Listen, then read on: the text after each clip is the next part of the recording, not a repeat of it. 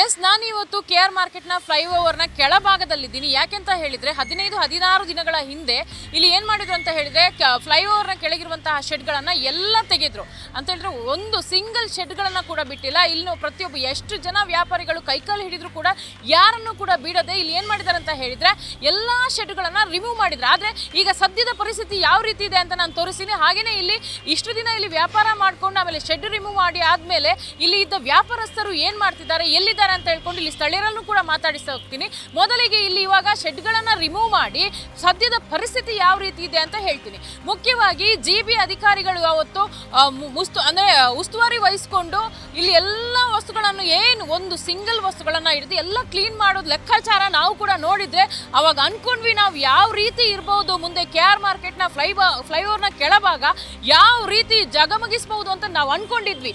ಆದರೆ ಅದು ಶುದ್ಧ ಸುಳ್ಳು. ಯಾಕೆಂತ ಹೇಳಿದ್ರೆ ಫ್ಲೈಓವರ್ನ ಕೆಳಭಾಗ ಈಗ ಅಂದ್ರೆ ಕೊಚ್ಚೆ ಕೊರಂಡಿ ಕಸ ಕಡ್ಡಿ ಎಲ್ಲನೂ ಕೂಡ ಏನ್ ಮಾಡಿದ್ರೆ ಇಲ್ಲೇ ಬಿಟ್ಟು ಹೋಗಿದ್ದಾರೆ. GB ಅವರ ಮುಖ್ಯ ಕೆಲಸ ಏನು ಅಂತ ಹೇಳಿದ್ರೆ ಬೆಂಗಳೂರನ್ನ ಶುಚಿಯಾಗಿ ಇಟ್ಕೊಳ್ಳೋದು, ಕ್ಲೀನ್ ಸಿಟಿ. ಆದ್ರೆ ಇವತ್ತಿದು ಕ್ಲೀನ್ ಸಿಟಿ ತರ ಇದೆಯಾ? ಅವತ್ತು ಮಾಡಿದ್ರು ಅರ್ಧಂಬರ್ಧ ಕೆಲಸ ಮಾಡಿ ಹೋಗಿದ್ದಾರೆ. ಹಾಗಾದ್ರೆ ಇಲ್ಲಿ ಇರುವ ಅಂದ್ರೆ ಈಗ ರೋಡ್ ಸೈಡ್ ಅಲ್ಲಿ ಓಡಾಡ್ತಿರುವವರು ಪಾದಾಚಾರಿಗಳು ಇರಬಹುದು ಅಥವಾ ಯಾರೇ ಸಣ್ಣ ಪುಟ್ಟ ವ್ಯಾಪಾರ ಮಾಡ್ತಿರೋ ಇರಬಹುದು, ಈ ಸ್ಮೆಲ್ಲಿಗೆ ಹೆಂಗಿರ್ಬೇಕು, ಯಾವ ರೀತಿ ಇರಬೇಕು, ಕಾಯಿಲೆ ಎಲ್ಲ ಬಂದ್ರೆ ಯಾರು ನೋಡ್ಕೊತಾರೆ?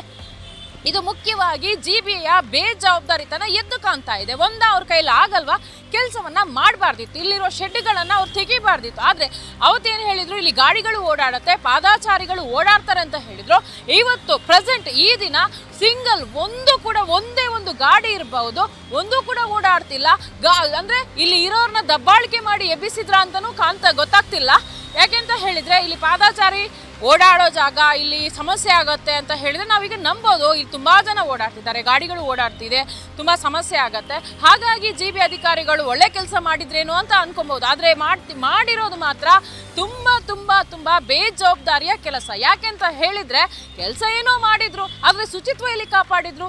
GB ಅವರು ಅಂದ್ರೆ ಬೇಜವಾಬ್ದಾರಿತನ ಎದ್ದು ಕಾಣ್ತಾ ಇದೆ. ಹಾಗಾದ್ರೆ GBಯ ಕಮಿಷನರ್ ಹಾಗೆ ನಗರಾಭಿವೃದ್ಧಿ ಸಚಿವರಾದಂತಹ ಕೃಷ್ಣ ಬೈರೇಗೌಡರು ಏನ್ ಮಾಡ್ತಾ ಇದ್ದಾರೆ ಅಂದ್ರೆ ಇಲ್ಲಿ ಅರ್ಧಂಬರ್ಧ ಕೆಲಸ ಮಾಡ್ಕೊಂಡು ಅವ್ರಿಗೆ ಎಷ್ಟು ಬೇಕು. ಯಾಕೆಂತ ಹೇಳಿದ್ರೆ ಶೆಡ್ಗಳನ್ನ ರಿಮೂವ್ ಮಾಡಿದ್ರು, ಹಾಗೇನೆ ಅದನ್ನ ಅಂದ್ರೆ ಆ ಶೆಡ್ಗಳನ್ನು ಗುಜರಿಗೆ ಮಾರಾಟ ಮಾಡಿದ್ರು ಅನ್ನೋ ಆರೋಪ ಕೂಡ ಕೇಳಿ ಬಂದಿತ್ತು. ಅದೇ ಸಂದರ್ಭದಲ್ಲಿ ಸುಮಾರು 6 ಲಕ್ಷದವರೆಗೆ ದುಡ್ಡು ಪಡ್ಕೊಂಡಿದ್ದಾರೆ. ಇಲ್ಲಿರುವಂಥ ಅಂದರೆ ಇಲ್ಲಿ ವ್ಯಾಪಾರಸ್ಥರು ಹಾಕಿರುವ ಶೆಡ್ಡುಗಳನ್ನು ತೆಗೆದು ದುಡ್ಡು ಹೊಡೆಯೋಕ್ಕಂತಲೇ ಅವ್ರು ಪ್ಲ್ಯಾನ್ ಮಾಡಿರೋದಂತ ಇವಾಗಲೂ ಕೂಡ ಹೇಳ್ತಾರೆ. ಯಾಕೆಂತ ಹೇಳಿದರೆ ಅಷ್ಟು ಅಂದರೆ ಏನೋ ಒಳ್ಳೆ ಕೆಲಸ ಅಂದರೆ ಪಾದಾಚಾರಿಗಳಿರ್ಬೋದು, ಸಾರ್ವಜನಿಕರಿಗಿರ್ಬೋದು ಒಳ್ಳೆಯದಾಗಲಿ ಅಂತ ಮನೋಭಾವನೆಯಿಂದ ಮಾಡಿದರೆ ಇವತ್ತಿಲ್ಲಿ ಕಸದ ರಾಶಿಗಳು ಕೂಡ ಇರ್ತಾ ಇರಲಿಲ್ಲ. ಜನಗಳು ಮೂಗು ಮುಚ್ಕೊಂಡು ಓಡುವಂಥ ಪರಿಸ್ಥಿತಿನೂ ಇರ್ತಾ ಇರಲಿಲ್ಲ.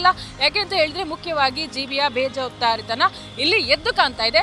ಬನ್ನಿ ಹಾಗಾದ್ರೆ ಇಲ್ಲಿ ಇಷ್ಟು ದಿನ ಶೆಡ್ಡಲ್ಲಿ ವ್ಯಾಪಾರ ಮಾಡ್ತಿರೋರು ಇವಾಗ ಫ್ಲೈಓವರ್ ಅಡಿಯಲ್ಲಿ ವ್ಯಾಪಾರ ಮಾಡ್ತಿದ್ದಾರೆ. ಬನ್ನಿ ಅವ್ರನ್ನ ಮಾತಾಡಿಸ್ತಾ ಹೋಗ್ತೀನಿ.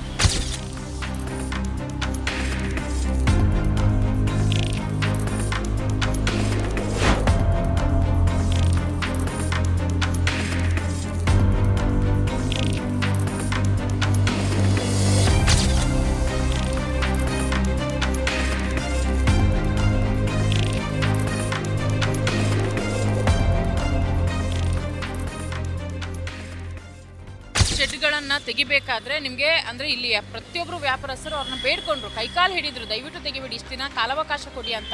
ಅದು ಬಿಟ್ಟು ನೀವು ಹೊಟ್ಟೆಪಾಡಿಗೆ ಜೀವನ ಮಾಡಲೇಬೇಕು ಅಂತ ಹೇಳ್ಕೊಂಡು ಫ್ಲೈಓವರ್ ಅಡಿಯಲ್ಲಿ ವ್ಯಾಪಾರ ಮಾಡ್ತಿದ್ದೀರಾ. ಹಾಗೆ ಈ ಗಲೀಜುಗಳ ಮಧ್ಯೆ ನೀವು ಯಾವ ರೀತಿ ವ್ಯಾಪಾರ ಮಾಡ್ತಿದ್ದೀರಾ ಸರ್? ಏನು ಆರೋಗ್ಯ ಸಮಸ್ಯೆ ಬರಲ್ವಾ? GB ಅವ್ರದ್ದು ಮುಖ್ಯ ಉದ್ದೇಶ ಏನು ಅಂತ ಹೇಳಿದರೆ ಇಲ್ಲಿ ಶುಚಿತ್ವವನ್ನು ಕಾಪಾಡೋದು. ಇದೇನಾ ಸರ್ ಶುಚಿತ್ವವನ್ನು ಕಾಪಾಡೋದು? ನೀವು ಇದಾದರೂ ಗಮನಕ್ಕೆ ತಂದಿದ್ದೀರಾ? ಇಷ್ಟೊಂದು ಗಲೀಜಿದೆ, ಇದನ್ನಾದರೂ ಕ್ಲೀನ್ ಮಾಡಿ ಅಂತ ಯಾರಾದರೂ ಗಮನಕ್ಕೆ ತಂದಿದ್ದಾರಾ ಅವ್ರದ್ದು? 4 ಸಾರಿ ಹೇಳಿದ್ರಿ ನಾವು, ಅದೆಲ್ಲ ಕ್ಲೀನ್ ಮಾಡ್ತೀವಿ ಅಂತ ಹೇಳಿದಾರೆ. ಆಮೇಲೆ ಕಚರ ಇದೆಲ್ಲ ಮೋರಿ ಎಲ್ಲ ಕ್ಲೀನ್ ಮಾಡ್ಕೋಬೇಕು. ಅದೇನು ಮಾಡ್ತೀರಾ ಗೊತ್ತಾಗ್ತಲ್ಲ. ಇವಾಗ ಏನಾಗಿದೆ ಅಂದರೆ ನಮಗೆ ಲೋನ್ ತೊಗೊಂಡಿದ್ದೀವಿ, ಅಂಗಡಿ ಮೇಲೆ ಗಾಡಿ ಲೋನ್ ಇದೆ, ಹೈಸ್ಕೂಲ್ ಫೀಸ್ ಇದೆ, ಎಲ್ಲ ಕಟ್ಟಬೇಕು. ಅಂಗಡಿಲಿ ಅದು ಹಾಕಿದ್ದೀವಿ, ಏನಾಗುತ್ತೆ ಗೊತ್ತಿಲ್ಲ ಮೇಡಮ್. ಇದೆಲ್ಲ ಕಚರ ನೋಡಿ ಹಂಗೆ ಬಿಟ್ಟು ಹೋಗಿದ್ದಾರೆ. ಮೊನ್ನೆ 3 ಗಾಡಿ ಎತ್ತಿದ್ರು, ಇನ್ನೂ 2 ಗಾಡಿ ಇದೆ, ಕಚರ ಯಾರೂ ಎತ್ತಲ್ಲ. ತಿರ್ಗಾ ನಾವೇನು ಹೇಳೋಕ್ಕಾಗಿಲ್ಲ. ಯಾಕಂದರೆ ಹೇಳಿದ್ರೆ ನಮ್ಮ ಮೇಲೆ ಬರ್ತಾರೆ ಅವರು. ಏನಾದರೂ ಆಗಿಲ್ಲ ಅಂದರೆ ನಾವು ಇಲ್ಲಿ ಸತ್ತೋಗ್ಬಿಡ್ತಾರೆ. 4-5 ಜನ ಹಿಡಿದಾರೆ. ಇದು ಹಾಕಿ ಕೊಟ್ಟಿಲ್ಲ ಅಂದರೆ ಒಂದು ಹೆಂಗಸರು ಸಿಮೆಂಟ್ ಹಾಕ್ಕೊಂಡು ಸತ್ತೋಗ್ಬಿಡ್ತೀನಿ ಅಂತ ಹೇಳಿದ್ದಾರೆ. ಬಿಟ್ಟು ಟೈಮ್ ಲೇಟವರು ನಾವು ನೋಡ್ತೀನಿ, ಇಲ್ಲಾಂದರೆ ನಾನು ಸತ್ತೋಗ್ಬಿಡ್ತೀನಿ ಅಂತ ಹೇಳಿದ್ದಾರೆ. ಇವಾಗ ಏನು ಅಂತ ಹೇಳಿದ್ರೆ ನೀವು ಹೇಳಿದ್ರಿ ಇಲ್ಲಿ ವ್ಯಾಪಾರ ಮಾಡೋರ್ದು ಏನು ಒಂದು ಯಾವುದೂ ಸಮಸ್ಯೆ ಇರಲ್ಲ, ನೀಟಾಗಿ ವ್ಯಾಪಾರ ಮಾಡ್ತಾ ಇದ್ರು. ಆದರೆ GP ಅವ್ರು ಬಂದು ಏನು ಮಾಡಿದ್ರು, ಏಕಾಏಕಿಯಾಗಿ ಇರೋ ಶೆಡ್ಗಳನ್ನೆಲ್ಲ JCB ಅಲ್ಲಿ ತಂದು ಹೊಡೆದಾಕಿದ್ರು. ಈಗ ಇಲ್ಲಿನ ವ್ಯಾಪಾರಿಗಳು ಎಲ್ಲಿ ಹೋಗಿರ್ಬಹುದು, ಏನು ಮಾಡ್ತಿರ್ಬಹುದು? ಇವಾಗ ಅವರು ಇದು ಹೆಂಗೆ, ಅವ್ರ ಜೀವನ ಹೆಂಗೆ, ಇದೆಲ್ಲ ಹೊಡೆದಾಕ್ಬಿಟ್ರು.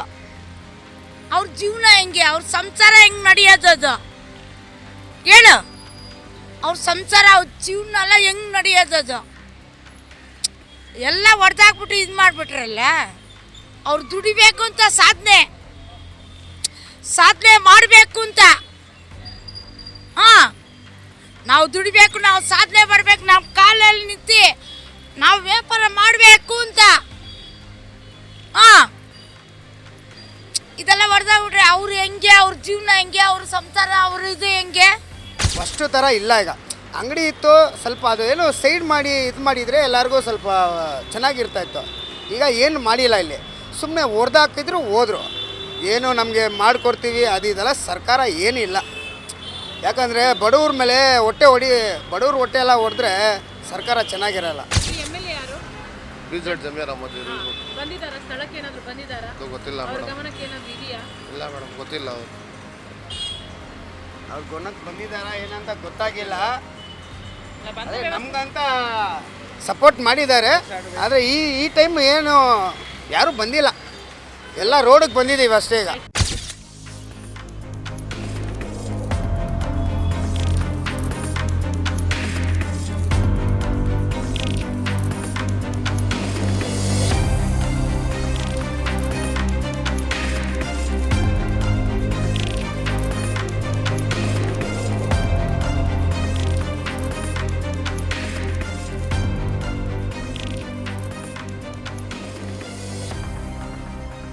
ಎಸ್, ನೋಡಿದ್ರಲ್ಲ ವೀಕ್ಷಕರೇ, KR ಮಾರ್ಕೆಟ್ನ ಫ್ಲೈಓವರ್ ಅಡಿಯಲ್ಲಿದ್ದಂತಹ ಶೆಡ್ಗಳಲ್ಲಿ ವ್ಯಾಪಾರ ಮಾಡ್ತಿದ್ದಂತಹ ವ್ಯಾಪಾರಸ್ಥರು ಈಗ ಯಾವ ರೀತಿ ಇದ್ದಾರೆ, ಯಾವ ಪರಿಸ್ಥಿತಿಯನ್ನು ಎದುರಿಸ್ತಿದ್ದಾರೆ, ಹಾಗೆಯೇ ಎಂಥ ಪರಿಸ್ಥಿತಿಯಲ್ಲಿ ವ್ಯಾಪಾರ ಮಾಡಿಕೊಂಡು ಹೊಟ್ಟೆಪಾಡಿಗೆ ಇನ್ನೂ ಕಷ್ಟಪಡ್ತಿದ್ದಾರೆ ಅಂತ ಎಲ್ಲರೂ ಹೇಳಿದರು. ಹಾಗಾದರೆ GB ಅಧಿಕಾರಿಗಳು ಬರೀ ಶೆಡ್ಗಳನ್ನು ತೆರವುಗೊಳಿಸಿ ಏನು ಮಾಡಿದ್ದಾರೆ ಅಂತ ಹೇಳಿದರೆ ಅವರಿಗೆ ಪರ್ಯಾಯ ವ್ಯವಸ್ಥೆ ಕಲ್ಪಿಸಿ ಕೊಟ್ಟಿಲ್ಲ.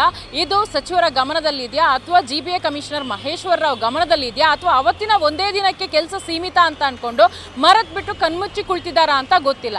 ಮತ್ತೆ ಮುಖ್ಯವಾಗಿ ಏನು ಅಂತ ಹೇಳಿದ್ರೆ, ಇಲ್ಲಿ ನೀವು ಪಕ್ಕದಲ್ಲಿ ಗಮನಿಸಬಹುದು ಯಾವ ರೀತಿ ಇದೆ ಅಂತ ಹೇಳಿದ್ರೆ, ಚರಂಡಿಯಲ್ಲಿ ಸೊಳ್ಳೆಗಳು, ಈ ನೀರುಗಳು ಅಂದ್ರೆ ಎಷ್ಟು ದಿನ ಆಯಿತು ಬ್ಲಾಕ್ ಆಗಿ ಗೊತ್ತಿಲ್ಲ. ಆ ಕಡೆನೂ ಹೋಗಲ್ಲ, ಈ ಕಡೆನೂ ಹೋಗಲ್ಲ.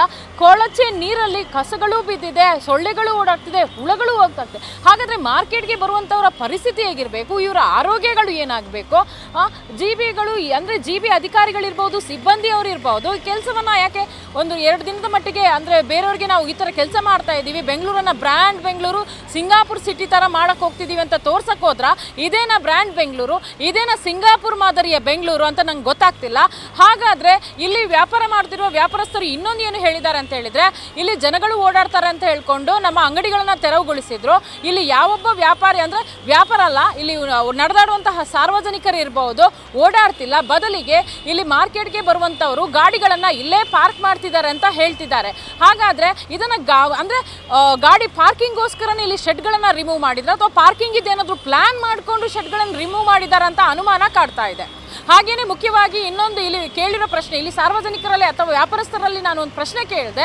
ನಿಮ್ಮ ಕ್ಷೇತ್ರದ MLA ಅಂದರೆ ಜಮೀರ್ ಸಾಹೇಬ್ರು ಈ ನಿಮ್ಮ ಸ್ಪಾಟ್ಗೆ ಬಂದಿದ್ದಾರೆ. ಯಾಕೆಂತ ಹೇಳಿದರೆ ಅವತ್ತು ತೆರವುಗೊಳಿಸಿದ ದಿನದಿಂದ ಹಿಡಿದು 15 ದಿನ ಆಯಿತು, ಇವತ್ತಿನವರೆಗೂ ಈ ಕ್ಷೇತ್ರದ MLA ಈ ಜಾಗಕ್ಕೆ ಬಂದಿಲ್ಲ. ಇಲ್ಲಿ ಜನರ ಪರಿಸ್ಥಿತಿ ಯಾವ ರೀತಿ ಇದೆ ಅಂತ ನೋಡಿಲ್ಲ, ಇಲ್ಲ ಪರ್ಯಾಯ ವ್ಯವಸ್ಥೆ ಕಲ್ಪಿಸಿ ಕೊಡ್ತೀನಿ ಅಂತ ಕೇಳಲಿಲ್ಲ ಅಂತ ಹೇಳ್ತಾ ಇದ್ದಾರೆ. ನೆಲ ಭಾಷೆಗಾಗಿ ಪ್ರಾಮಾಣಿಕ ಪತ್ರಿಕೋದ್ಯಮ. ನೀವು ನೋಡ್ತಾ ಇದ್ದೀರಾ focus TV. Camera person Pratap ಜೊತೆ ನಾನು ಜಯಶ್ರೀ.